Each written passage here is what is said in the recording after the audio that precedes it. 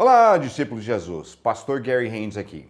Essa semana eu estava voltando de uma reunião com duas pessoas, sentamos numa mesa para lanchar e aproveitar o fato que tinha um caldo de cana, pão de queijo mineiro, né? A gente estava aqui em Minas Gerais, né? Um queijinho mineiro, umas coisas boas aqui de Minas Gerais. E a gente estava lá comendo um pouco, eu falei, enquanto nós estamos parados aqui, deixa eu te dar uma pepita de ouro bíblico que pouca gente entende. Falando, joia, queremos? Aí eu comecei a falar. Sem eu perceber, e como minha voz é forte, boa, né? Outras pessoas ali estavam escutando. No final, depois que eu terminei de falar o que eu vou passar para vocês agora, um cara veio todo comovido. Ele falou, eu fiquei te ouvindo. Nossa, eu não entendi a Bíblia assim. Aquilo falou comigo e né, eu quero mais disso. Né, e entender a Bíblia mais, porque faz diferença. Eu falei, realmente faz. E muda as vidas. Então, eu vou falar exatamente um pedaço da mesma coisa que eu contei para o pessoal. Vamos para uma passagem bíblica que o pessoal leiam e acabam entendendo errado. A gente precisa entender contexto de certas falas para entender a fala. Então, você entender um contexto bíblico, pelo próprio contexto, ajuda bastante, mas tem vezes que estão falando de um assunto que você tem que entender o contexto cultural e da época deles, né, daquela geração deles, de que estavam falando, né, sobre que assunto, que era o contexto disso, aí você vai entender melhor aquele contexto bíblico. Então, a gente pega uma passagem do livro de João, capítulo 1, versículo 1, que diz o seguinte, no princípio era a palavra, e a palavra estava com Deus, e a palavra era Deus. Aí a gente fala, amém, a palavra. E eu não entendi. Ele era a palavra? Por que ele era a palavra? Em qual sentido?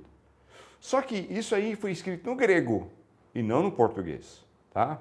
Então aqui diz, no princípio era a Logos.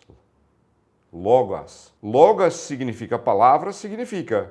Mas como muitas palavras têm mais de uma definição, para você entender de fato do que está se tratando aqui, você tem que entender o seguinte, que no tempo em que eles viviam, existia já há mais ou menos 6 séculos uma escola e uma linha filosófica que já há mais ou menos 6 séculos antes desenvolveram esse conceito e foi sendo passado de geração em geração e os filósofos conversavam sobre isso, que era o quê?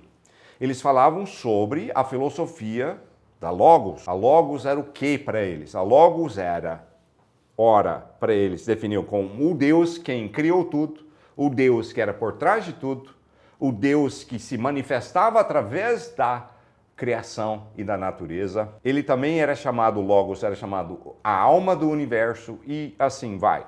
O que você tem que entender é que eles não estavam partindo de um ponto de vista teológico judaico e muito menos cristão, porque nem existia ainda.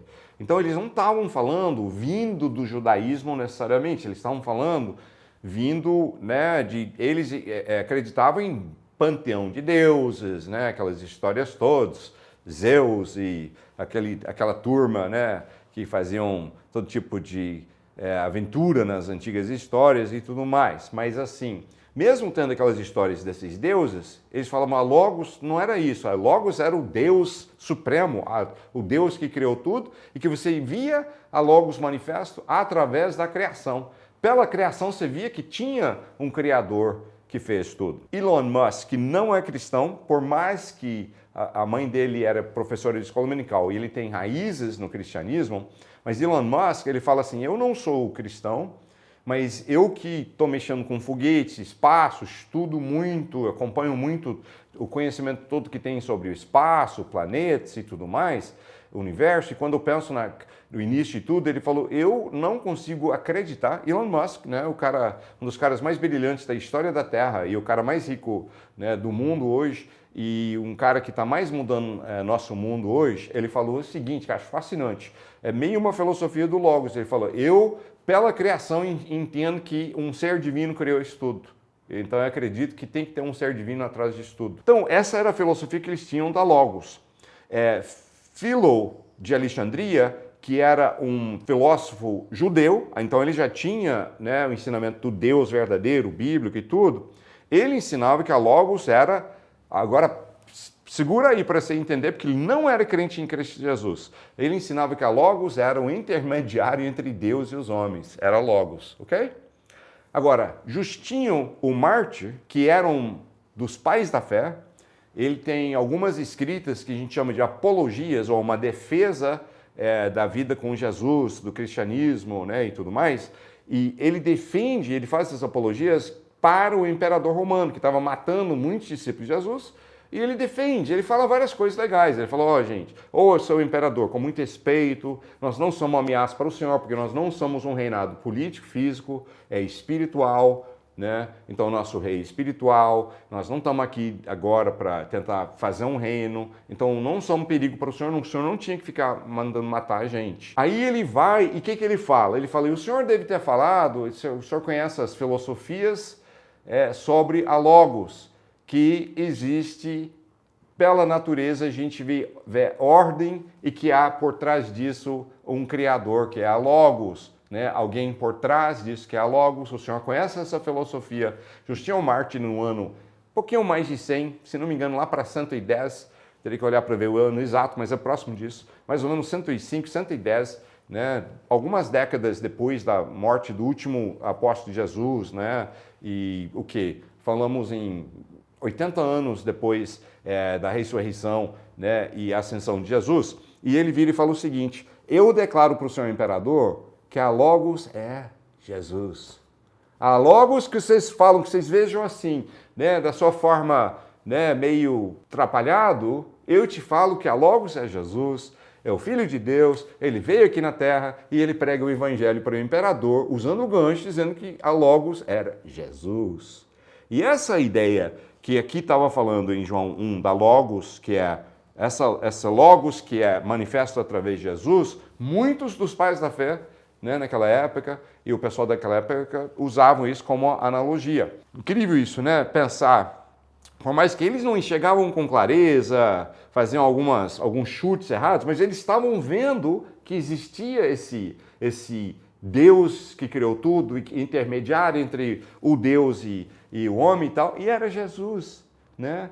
E é algo profundo. Quando eu compartilhei isso com os dois irmãos na mesa, que o pessoal em volta estava, nem reparei, mas estava, sem eu nem reparar, estava quase um culto no lugar. Gente todo em volta, acho que todo mundo parou e estava me ouvindo. Aí vieram depois e falaram, nossa, isso falou comigo, eu quero mais disso, eu estou com fome de Deus. Eu falei, isso mesmo. Jesus é manifesto através da natureza, a criação, né? E Jesus, ele pode ser alguém que não seja só alguém lá longe, mas aqui, seu Senhor, seu Salvador, meu Senhor, meu Salvador. Eu falei que Jesus é meu Salvador, então ele é. Não. Esse é um grande erro que a gente perpetua na igreja evangélica. Eu fui na frente uma vez e falei que Jesus é o Senhor. Eu falei que Jesus é o Senhor.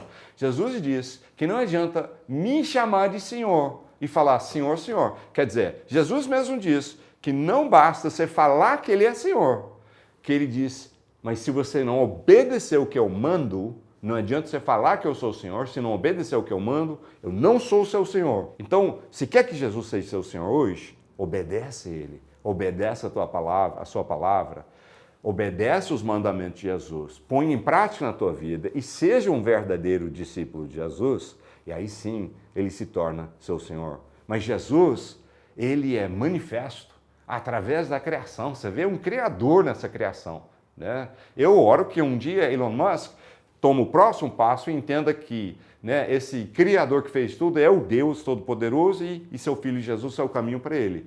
E eu vi, inclusive, um pessoal que ele chamou, que ele gostou muito, um pessoal evangélico, eles têm um canal de paródia, ironia e comédia, no inglês, chama Babylon Bee. Ele já chamou 2 vezes esse pessoal e entrevistou, e eles falam com ele, nossa, você não quer ser de Jesus também? Ele falou, olha, eu não nego o que pode acontecer. Então, quem sabe, né? Que ele já está enxergando esse Logos, né? Que tem, pela criação, você vê o Criador, que é Jesus, Filho de Deus, a Logos, que ele possa ser seu Senhor e meu também. Espero que tenha sido bênção.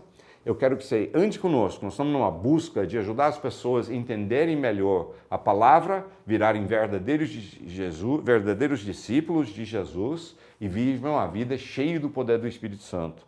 em nossos dias. Eu quero recomendar um livro para você hoje, que estava esgotado, esse livro já vendeu um monte de tiragens, é uma bênção, chama Há Poder em Declarar a Palavra de Deus, do Don Gossett. Ele é um autor de um outro livro best-seller chamado Há Poder em Suas Palavras, que, se não me engano, é publicado pela editora Vida no Brasil, né? Livro muito bom, também Há Poder em Suas Palavras, mas esse nós não temos, eu só estou falando que é o mesmo autor, tá? Não pede com a gente esse que nós não temos, aí você tem que pedir com a editora Vida. Mas esse que nós publicamos pela editora Atos, né, Há Poder em Declarar a Palavra de Deus, recomendo que você tenha, vai te abençoar um monte. Você tem um link aqui que você possa clicar para você ir ver, pega esse, pega 2, 3, pega alguns outros livros nossos que vão te ajudar a crescer nas coisas de Deus. O principal motivo que eu me preocupo na gente ter esse projeto de literatura é porque é uma das formas que ajuda a pessoa a aprofundar na fé e crescer nas coisas de Deus lendo, estudando. Então, recomendo bastante, que vai ser bênção na tua vida. Siga a gente, se você já não segue, aperta o sininho para você receber notificações de novos vídeos e vai conhecer nosso portal, que tem mais um monte de conteúdo fantástico e vai ser bênção na tua vida, né? Artigos e TV Discípulo e, nossa, um monte de coisa ali para te abençoar, onde você pode também interagir conosco e ser abençoado. Até a próxima, se Deus quiser.